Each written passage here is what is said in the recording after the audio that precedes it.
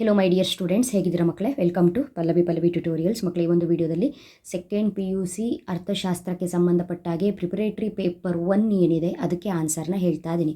ಸ್ವಲ್ಪ ಲೇಟಾಗಿ ಹೇಳ್ತಾ ಇದ್ರೂ ಕೂಡ ನಿಮಗೆ ಆಲ್ರೆಡಿ ವಿಷಯ ಗೊತ್ತಿರುತ್ತೆ. ಪ್ರಿಪರೇಟರಿ ಎಕ್ಸಾಮ್ ಏನು ಬರೆದಿದ್ದೀರಿ ನೀವು, ಮಾಡೆಲ್ ಪೇಪರ್ ಏನು ರಿಲೀಸ್ ಮಾಡಿದ್ರಲ್ಲ ಬೋರ್ಡಿಂದ, ಆ 3 ಪೇಪರಲ್ಲಿ ಏನು ಕ್ವಶನ್ಸ್ ಇತ್ತು ಅದೇ ಕ್ವಶನ್ಸನ್ನು 3 ಪೇಪರಿಂದನೂ ಪಿಕ್ ಮಾಡಿ ನಿಮಗೆ ಪ್ರಿಪ್ರೇಟರಿ ಪೇಪರ್ ಕೊಟ್ಟಿದ್ದಾರೆ. ಸೊ ಈಸಿಯಾಗಿತ್ತು, ಎಲ್ಲರೂ ಕೂಡ ಎಕ್ಸಾಮ್ ಬರೆದಿದ್ದೀರಿ. ಬಟ್ ಇಲ್ಲಿ ಒಂದು ಮ್ಯಾಟರ್ ಏನು ಅಂತ ಹೇಳಿದ್ರೆ, ಪ್ರೈವೇಟ್ ಕ್ಯಾಂಡಿಡೇಟ್ಸ್ಗಳು ಏನಿದ್ದೀರಿ ಎಕ್ಸಾಮ್ ಕಟ್ಟಿದವರು, ನಿಮಗೆ ಪ್ರಿಪ್ರೇಟರಿ ಪೇಪರ್ ಸಿಕ್ಕಿರಲ್ಲ. ಅಕ್ಕಪಕ್ಕದಲ್ಲಿ ಯಾರು ಸ್ಟೂಡೆಂಟ್ಸ್ ಇದ್ದರೆ ಕಲೆಕ್ಟ್ ಮಾಡ್ಕೊಂಡಿರ್ತೀರಿ. ಆದರೂ ಕೂಡ ಒಂದು ಸಲ ನಿಮಗೆ ಈ ಪೇಪರಲ್ಲಿ ಯಾವ್ಯಾವ ರೀತಿ ಕ್ವಶನ್ಸ್ಗಳಿದೆ ಅಂತ ಗೊತ್ತಾಗ್ಬಿಟ್ರೆ ತುಂಬಾ ಹೆಲ್ಪ್ಫುಲ್ ಆಗಿರುತ್ತೆ. ಹೌದು, ಮಾಡೆಲ್ ಪೇಪರಲ್ಲಿ ಇರೋದೇ ಬಂದಿದೆ ಅಂತ ನಿಮಗೂ ಕೂಡ ಸ್ವಲ್ಪ ನಿರಾಳ ಆಗುತ್ತೆ. ಹಾಗಾಗಿ ನಾನು ನಿಮಗೆ ಈ ಒಂದು ವಿಡಿಯೋದಲ್ಲಿ ನಿಮ್ಮ ಪ್ರಿಪ್ರೇಟರಿ ಪೇಪರ್ ಏನಿತ್ತು ಅದಕ್ಕೆ ಆನ್ಸರ್ ಏನು ಅನ್ನೋದನ್ನು ಹೇಳ್ತಾ ಇದ್ದೀನಿ. ಅಷ್ಟು ಹೇಳೋದಿಲ್ಲ, ಸ್ಟಾರ್ಟಿಂಗಲ್ಲಿರುವಂತಹ 20 ಮಾರ್ಕ್ಸಿಗೆ ಏನಿದೆ ಅಷ್ಟು ಮಾತ್ರ ಹೇಳ್ತೀನಿ. ಯಾಕಂತ ಹೇಳಿದ್ರೆ ಈ 2 ಮಾರ್ಕ್ಸು 4 ಮಾರ್ಕ್ಸು 6 ಮಾರ್ಕ್ಸು ಎಲ್ಲ ಆ್ಯಸ್ ಇಟ್ ಈಸ್ ನಾವು ಏನು ಇಂಪಾರ್ಟೆಂಟ್ ಅಂತ ಹೇಳಿದ್ವಿ ಅದೇ ಕ್ವಶನ್ಸು, ಏನು ಚೇಂಜಸ್ ಇಲ್ಲ. ಇದಿಷ್ಟು ಬೇಕಾದ್ರೆ ಇಲ್ಲಿ ಬೇಕಾದ್ರೆ ಪಾಸ್ ಮಾಡಿ ಬರ್ಕೊಳ್ಳಿ. ಇದು ಭಾಗ B-ಯಲ್ಲಿ ಕೇಳಿರುವಂಥ ಕ್ವಶನ್ಸ್ಗಳು. ನೆಕ್ಸ್ಟ್ ಇದು ಭಾಗ C-ಯಲ್ಲಿ ಕೇಳಿರುವಂತಹ ಕ್ವಶನ್ಸ್ಗಳು. ಅದೇ ರೀತಿಯಾಗಿ ಭಾಗ D-ಯಲ್ಲಿ ಕೇಳಿರುವಂತಹ ಕ್ವಶನ್ಸು ಈ ರೀತಿಯಾಗಿದೆ ನೋಡಿ. ಎಲ್ಲವೂ ಕೂಡ ಮೋಸ್ಟ್ ರಿಪೀಟೆಡ್ ಕ್ವಶನ್ಸೇ. ನೆಕ್ಸ್ಟ್ ಭಾಗ E-ಯಲ್ಲಿ ಮಾಮೂಲಿ ನಿಮಗೆ ಮಾಡೆಲ್ ಪೇಪರಲ್ಲಿ ಏನು 3 ಕ್ವಶನ್ಸ್ ಇದೆಯೋ ಅದೇ ಕ್ವಶನ್ಸು ನಂಬರ್ ಚೇಂಜ್ ಮಾಡಿ ಕೊಡ್ತಾರೆ ಅನ್ನೋದು ನಿಮಗೆ ಗೊತ್ತಿದೆ. ಸೊ ಇವಾಗ ಏನು ಮಾಡೋದು ಅಂತ ಹೇಳಿದ್ರೆ, ಅಪ್ ಟು 1 ಮಾರ್ಕ್ವರೆಗೆ ಇದಕ್ಕೆ ಆನ್ಸರ್ನ ನಾನು ನಿಮಗೆ ಹೇಳ್ತೀನಿ, ಆಯಿತಾ? ಆಲ್ರೆಡಿ ಮಾಡೆಲ್ ಪೇಪರ್ನ ವಾಚ್ ಮಾಡಿದವರು ನೀವು ಕಂಟಿನ್ಯೂಯಸ್ಲಿ ಸ್ಟಡಿ ಮಾಡ್ಕೊಂಡು ಹೋಗಿಬಿಡ್ತೀರಿ. ಯಾರ್ಯಾರು ಮಾಡೆಲ್ ಪೇಪರ್ ವಾಚ್ ಮಾಡಿಲ್ಲ ವಾಚ್ ಮಾಡಿ. ಮತ್ತು ಪ್ರಾಬ್ಲಮ್ಸ್ಗಳನ್ನ ಕರೆಕ್ಟಾಗಿ ಕಲ್ತ್ಕೊಳ್ಳಿ. ಎಕನಾಮಿಕ್ಸಲ್ಲಿ ಅದು ಇಂಪಾರ್ಟೆಂಟು. ಇನ್ನು ನಾನು ನಿಮಗೆ 4 ಮತ್ತು 6 ಅಂಕದ ಬಹುಮುಖ್ಯ ಪ್ರಶ್ನೆಗಳು ಯಾವುದು ಅಂತ ಥಿಯರಿ ಕೊಡಬೇಕಾಗಿದೆ. ಥಿಯರಿ ಕ್ವಶನ್ಸು ಅದನ್ನು ಸದ್ಯದಲ್ಲೇ ಕೊಡ್ತೀನಿ, ಉತ್ತರ ಸಹಿತ. ಓಕೆ ಅಲ್ವಾ? ಇಲ್ಲಿ ಬಹು ಆಯ್ಕೆ ಪ್ರಶ್ನೆ. ಸಾಮಾನ್ಯವಾಗಿ ಒಂದು ಔದಾಸೀನ್ಯ ವಕ್ರರೇಖೆಯ ಆಕಾರವು ಮೂಲಕ್ಕೆ P-ನ ಮಧ್ಯವಾಗಿರುತ್ತದೆ. ಉತ್ಪಾದನಾ ಬಿಂಬಕದ ಸೂತ್ರ AQ = F × L, K. ಆಯಿತಾ ಮಕ್ಕಳೇ?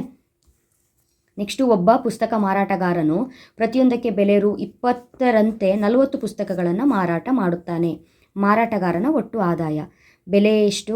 ₹20. ಎಷ್ಟು ಪುಸ್ತಕಗಳು? 40. 20 × 40 ಎಷ್ಟಾಗುತ್ತೆ? ₹800 ಇದು ಸರಿಯಾದಂಥ ಉತ್ತರ. ನೆಕ್ಸ್ಟು, RBI ಸ್ಥಾಪನೆಗೊಂಡ ವರ್ಷ ಯಾವುದು? 1935. MPCಯ ಮೌಲ್ಯವು ಇವುಗಳ ನಡುವೆ ಇರುತ್ತದೆ ಅಂತ ಹೇಳಿದ್ರೆ B ಸರಿಯಾದ ಉತ್ತರ, 0 ಮತ್ತು 1. ಆಯಿತಾ? ನೆಕ್ಸ್ಟು, ಬಿಟ್ಟ ಸ್ಥಳ ಪ್ರಶ್ನೆಗಳು. ಸಂಪನ್ಮೂಲಗಳ ಕೊರತೆಯು ಆಯ್ಕೆ ಸಮಸ್ಯೆಯನ್ನು ಹುಟ್ಟುಹಾಕುತ್ತದೆ. 2 ವೈಯಕ್ತಿಕ ಬೇಡಿಕೆ ರೇಖೆಗಳನ್ನು ಒಗ್ಗೂಡಿಸುವ ವಿಧಾನವನ್ನು ನಾವೇನಂತ ಕರಿತೀವಿ? ಅಡ್ಡಸಾಲು ಸಂಕಲನ ಅಂತ ಕರಿತೀವಿ. ಬರ್ಕೊಳ್ಳಿ, ಅಡ್ಡಸಾಲು ಸಂಕಲನ 7ನೇದಕ್ಕೆ. ಓಕೆನಾ? ಇದು 6. ನೆಕ್ಸ್ಟು, ಶ್ರಮದ ಮಾರುಕಟ್ಟೆಯಲ್ಲಿ ಡ್ಯಾಶ್ ಶ್ರಮದ ಪೂರೈಕೆದಾರರಾಗಿರುತ್ತಾರೆ? ಕುಟುಂಬಗಳು.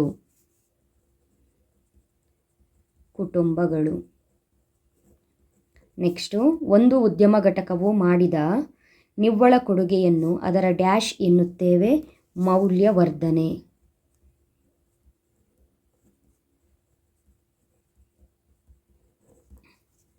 ತಪ್ಪುಗಳು ಮತ್ತು ಡ್ಯಾಶ್ಗಳು ಸಂದಾಯ ಬಾಕಿಯ 3ನೇ ಅಂಶವಾಗಿದೆ, ಲೋಪ. 10ನೇದಕ್ಕೆ ಆನ್ಸರು ಲೋಪ. ನೆಕ್ಸ್ಟು, ಹೊಂದಿಸಿ ಬರೆಯಿರಿ ಪ್ರಶ್ನೆಗಳು. ತುಂಬ ಈಸಿ ಇತ್ತು.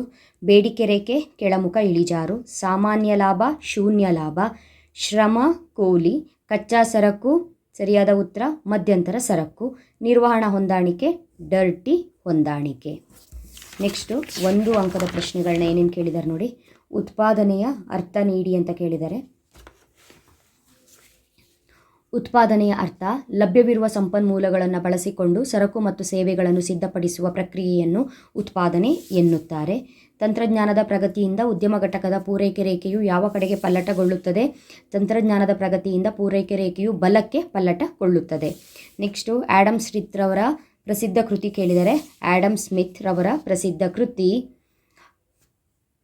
Wealth of Nations, the wealth of Nations. Next, digital ವ್ಯವಹಾರಗಳಿಗೆ ಯಾವುದಾದ್ರೂ ಒಂದು ಉದಾಹರಣೆ ಕೊಡಿ ಅಂತ ಕೇಳಿದರೆ.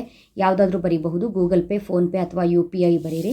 ನೆಕ್ಸ್ಟು, GSTಯನ್ನು ವಿಸ್ತರಿಸಿ ಅಂತ ಕೇಳಿದರೆ. GST ಅಂತ ಹೇಳಿದ್ರೆ ಸರಕು ಮತ್ತು ಸೇವೆಗಳ ತೆರಿಗೆ. ಸರಕು ಮತ್ತು ಸೇವೆಗಳ ತೆರಿಗೆ. ಓಕೆನಾ? ಇದಿಷ್ಟು ಕೂಡ 1 ಅಂಕದವರೆಗೂ ಉತ್ತರ. ಭಾಗ B ಯಿಂದ ಉತ್ತರವನ್ನು ನಾನು ಇವಾಗ 2 ಅಂಕದ ಬಹುಮುಖ್ಯ ಪ್ರಶ್ನೆಗಳು ಅಂತ ಏನು ಹೇಳಿದ್ದೀನಿ ಅದರಲ್ಲೆಲ್ಲ ಇದು ಬಂದೋಗಿದೆ. ಹಾಗಾಗಿ ನೀವು ರೆಡಿ ಆಗ್ತೀರಿ ಅಂತ ಭಾವಿಸಿದ್ದೀನಿ. ಯಾರ ಹತ್ರ ಕ್ವಶನ್ ಪೇಪರ್ ಇಲ್ಲ ಅವರು ಇಲ್ಲೇ ಪಾಸ್ ಮಾಡಿ ಕ್ವಶನ್ಸನ್ನು ಬರ್ಕೊಳ್ಳಿ. ಮುಂದಿನ ವೀಡಿಯೋದಲ್ಲಿ ಅದೇ ಹೇಳಿದ್ನಲ್ಲ 4 ಹಾಗೂ 6 ಅಂಕದ ಬಹುಮುಖ್ಯ ಥಿಯರಿ ಕ್ವಶನ್ಸ್ ಯಾವುದು, ಅದಕ್ಕೆ ಉತ್ತರ ಏನು ಅಂತ ಹೇಳೋದಷ್ಟೇ ಬಾಕಿ ಇರೋದ್ರಿಂದ ಆ ಒಂದು ವಿಡಿಯೋ ಅಪ್ಲೋಡ್ ಮಾಡಿದ ತಕ್ಷಣ ನಿಮಗೆ ನೋಟಿಫಿಕೇಷನ್ ಬರಬೇಕು ಅಂತ ಹೇಳಿದ್ರೆ ಜಸ್ಟ್ ಸಿಂಪಲ್ ನಮ್ಮ ಚಾನಲ್ ಪಲ್ಲವಿ ಟ್ಯುಟೋರಿಯಲ್ಸ್ನ ಸಬ್ಸ್ಕ್ರೈಬ್ ಮಾಡಿಕೊಂಡು ಆಲ್ ಬಟನ್ನ ಕ್ಲಿಕ್ ಮಾಡ್ಕೊಂಡಿದ್ರೆ ಸಾಕು. ವಿಡಿಯೋ ಬಂದ ತಕ್ಷಣ ನೋಟಿಫಿಕೇಷನ್ ಬರುತ್ತೆ ಮಕ್ಕಳೇ. ಓಕೆನಾ? Thank you. All the best.